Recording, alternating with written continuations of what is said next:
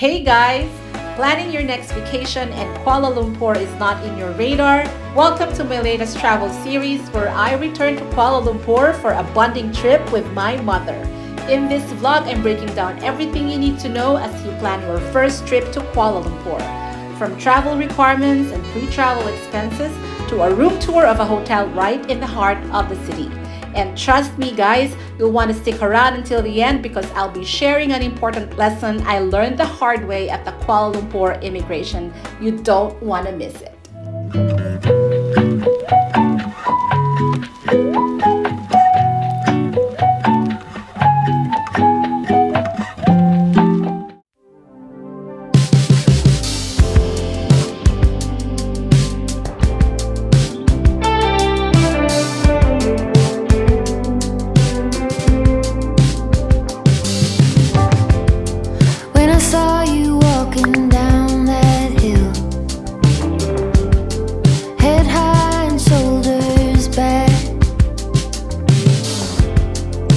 Watching you was such a thrill. All that I could do was laugh. I couldn't hold it back. I couldn't hold it. I couldn't hold it back.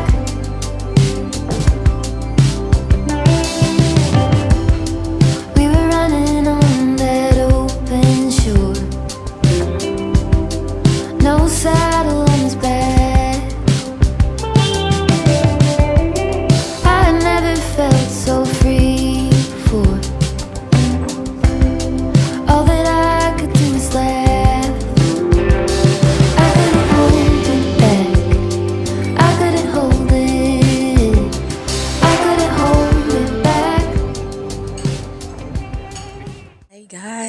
Good morning. Andito ulit tayo sa airport. Nandito tayo sa A-Lounge in Naiya, Terminal 3. I'm going on a trip with my mother. First time namin magta-travel together. Guys, sana subaybayan nyo yung aking series na to. Kasi para malaman nyo kung ano yung kakalabasan ng aming trip. Kami ba ay mag-enjoy or mag-away lang kami? Anyways, as you've seen in the thumbnail and in my title, you guys probably know that we're going to Kuala Lumpur. I know yung Kuala Lumpur, it's not really like top of mind, no guys, pagka mag-international travel. And I hope that through my vlog, guys, maidagdag nyo yung Kuala Lumpur in your travel options or travel destinations. Unang-una, walang visa requirement dito. Pangalawa, masarap yung pagkain. And number 3, mura yung mga bilihin. Mura yung food, mura yung shopping, and mura din yung transportation.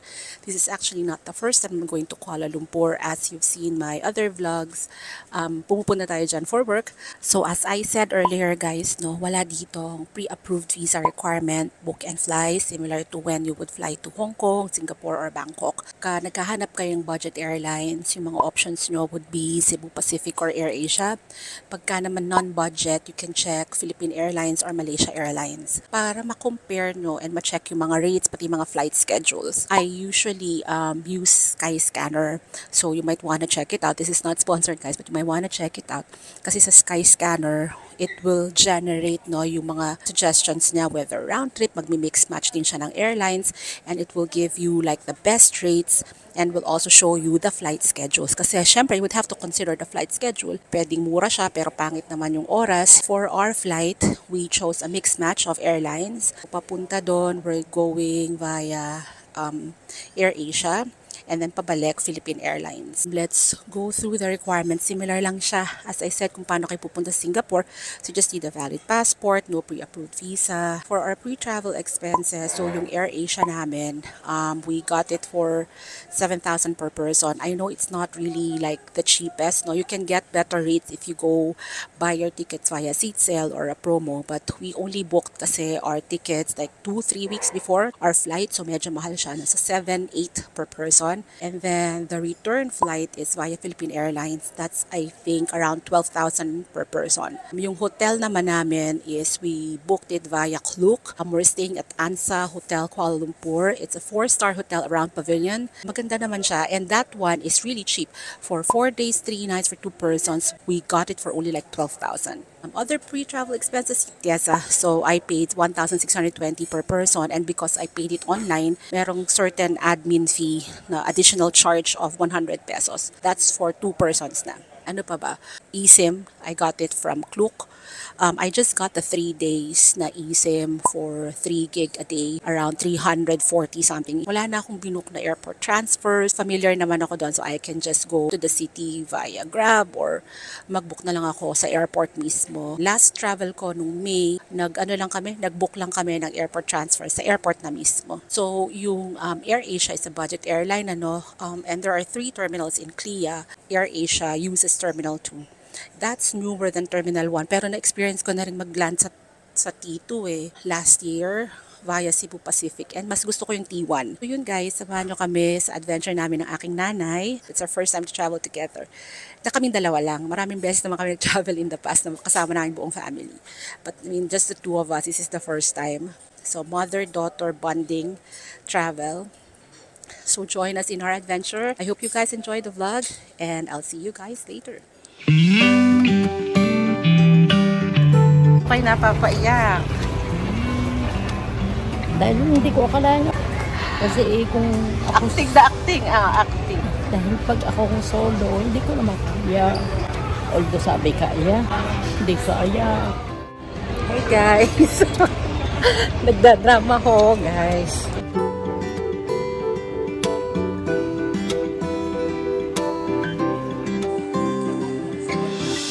Bakit daw lagi kaming tinitingnan sa upuan namin? Kasi ang aming upuan po. Hey, now boarding.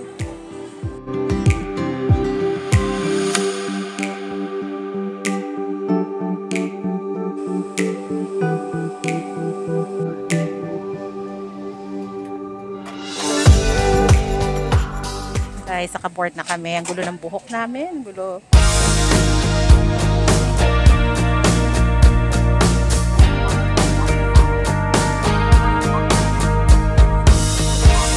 I know I should leave, 'cause you're driving me mad. You burn like a fire. I'm so goddamn naive. I keep coming back, 'cause you're taking me higher. Higher than I've ever been before. Then you let me down again. Close the door. Stress po mga turbulence. Ang likot ng plane. Kanina pa to. As in, bakit palaging likot ng plane? Hindi ko alam if it's just here in Southeast Asia. Guys, I want to travel abroad, like outside Southeast Asia. Can you share your experiences sa baba and let me know kung mga turbulence then flights? Guys, 4:25 na and maglaland tayo ng 5:15. Malapit na tayo mag-land. Tingnan nyo yung clouds. Grabe, ang laki ng clouds. Ang laki ng clouds sa paparan. Lalanding na lang kami guys. Ay puro turbulence pa hanggang ngayon. Sumusuot kami mismo sa clouds. Sobrang uga ng plane. You're playing me cool, but you have your ways. You know what you do. I'm higher than I've ever been before. Then you let me down again. Close the door. Yeah, I'm such a fool. Here we go again. I think I might lose it. Now you're calling again. Sugarcoat everything, but it doesn't make it sweeter. We wake up in my bed, I forget what you did, but it doesn't make things easier. Hi guys! Ang tagal namin sa immigration guys. Hinanapan kami nung MDAC. Ang tagal namin sa MDAC. Mamaya ako nagkukwento guys ha. At hinapo na kami dito. Bye bye. So guys, diba, kakadating ko lang dito ng May for a work trip. Tapos bumalik ulit ako ngayon. Noong May, wala namang hinihinging MDAC or the Malaysia something digital arrival card. Tapos ngayon, nakapila na kami sa immigration. Hinanapan ako, wala kami.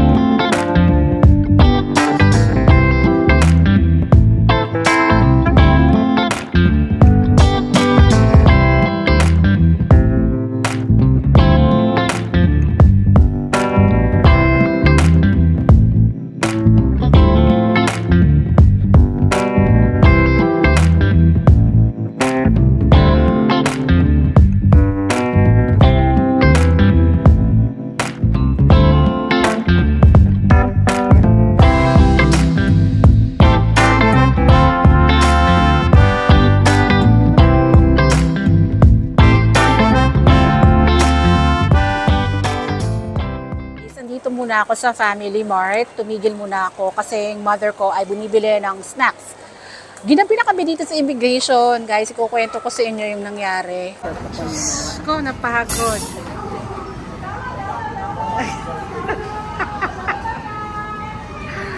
Ay, ako. Hindi ko, Lipton. Magkano ito? Yan o 12 lang. 12, kasama ng tubig. Ari naman akin 11.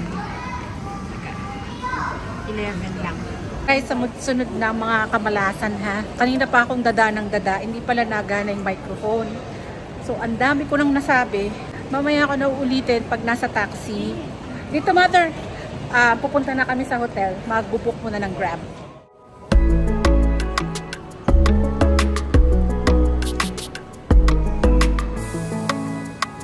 Yan, diretso lang, ang lakad. Susundan lang yung arrow. Papunta sa e-hailing. Ito guys ay Gateway at Clia 2. So ito yung mall nila. So dito sa baba nito ang Grab. Ang dami pala ditong kainan. Ang dami makakainan dito. Yan, may nanyang, kopitiam.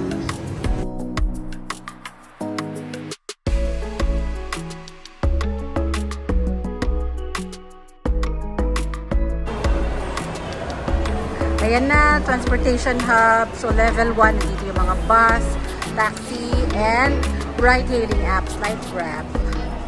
Napakahirap dito mag-abang ng Grab. Super. Talo pa na yung naiya. Hindi umaandar yung pila.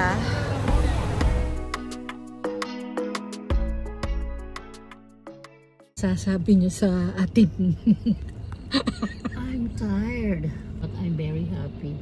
Very grateful na nakasama ko ang aking anak. Mamaya ang aking review ha, mamaya sa pagdating na namin sa hotel. At ito ay repeat ng aming na-experience ng 2023. And based sa experience ko, ay dyan lang yan sa Clia 2. Maraming beses na rin akong nakarating dito sa Malaysia.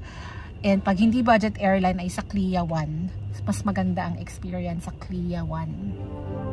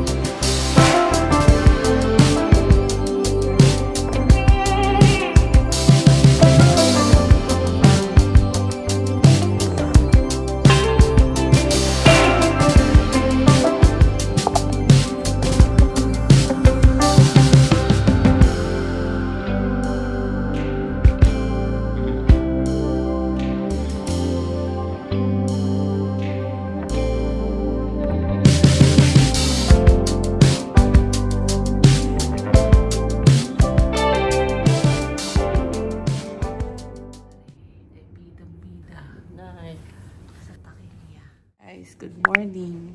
Good morning, Malaysia. Ako, kagigising ko lamang at ako hindi na nakapag-vlog ng ayos kahapon. Ng proper outro. Hindi ko na rin kayo na-tour dito sa hotel ng ayos dahil ang daming ganap kahapon sa airport. Ang Malaysian Digital Card pala ay requirement. Dati kasi noong ako'y pumunta last year, iba ang requirement nila. Inalis na nila yon. So, yung mga subsequent na punta ko dito sa Kuala Lumpur ay wala akong ginagawang kahit anong digital arrival card. Kapunta ko lang dito nung May, wala naman akong ginawang ganon. Kahapon, pagdating namin, nababasa ko doon sa mga sign na merong MDAC. So, pero nasa immigration line na kami. Doon lang merong sign na ganon. Ang mali ko doon ay hindi ko na ni-research. Pero dahil nagtatrust ako, nawala. Dahil kakapunta ko nga lang dito nung May. Tapos nung nandun sa line kami, may mga billboard sila na nakailangan ng MDAC. And ni-research ko quickly online. Wala rin namang ganun kadaming information about it. But yung Malaysian Airlines, yung kauna-unahang may information. So doon ko kinlik and binasa. Parang the way I interpreted it is you need it to access the e-gates and meron lang countries that can use that for the e-gates. Yung pala sa ilalim, meron na parang lahat kailangan kumuha ng MDAC except for 2 countries. So pagdating na dun sa immigration counter, hinahanapan kami ng MDAC. So pinatabi kami sa side at dun ako gumawa ng MDAC. Dalawa kaming ginagawan ko ng MDAC. Yung una, mali yung nagawa kong MDAC. Nasa pila na ulit kami, mali pala kasi ang nalagay ko instead of date of expiry ay date of expiry ng passport ay date of arrival yung nalagay ko. So tumabi na naman kami. Gumawa na naman ako. Yung sa mother ko, tama na. Yung sa akin, mali. Yung pagtingin ko, yung date of expiry ng passport ay anyways, July 30 dapat, July 29 dapat, ang nalagay ko, July 30. So, ginawa ko na naman. I think, mali-mali na dahil nagmamadali, nagra-rush, kasi sobrang tagal naman ng immigration, ang haba ng pila. So, para siyang immigration natin. Yung Terminal 2 kasi yun ay for budget airlines. Maliit ang airport, mahaba ang pila ng immigration, pero ang laki ng mall sa labas, yung Gateway at CLIA 2. Matagal din ang grab. Pinaliit na hintayan kesa sa ating Terminal 3. So, imagine niyo yung pila doon sa arrivals kapag dumadating yung mga sasakyan. Na punong-puno ng tao, punong-puno ng sasakyan. Ganon kami kahapon. Tapos, ang Terminal 2 papunta dito sa city ay mas malayo than Terminal 1. So, may traffic pa yun dahil sa gabi. In short, nag-land kami ng 5:50, nakarating kami sa hotel mga 8:30. So, yun lang ha guys. Expect nyo ang ganyan kung Terminal 2. Hindi ganito experience nyo kung Terminal 1 kayo magka-arrive. Bili muna kami ng breakfast para makakain at makainom ng mga medicines and vitamins. And babalikan ko kayo guys later.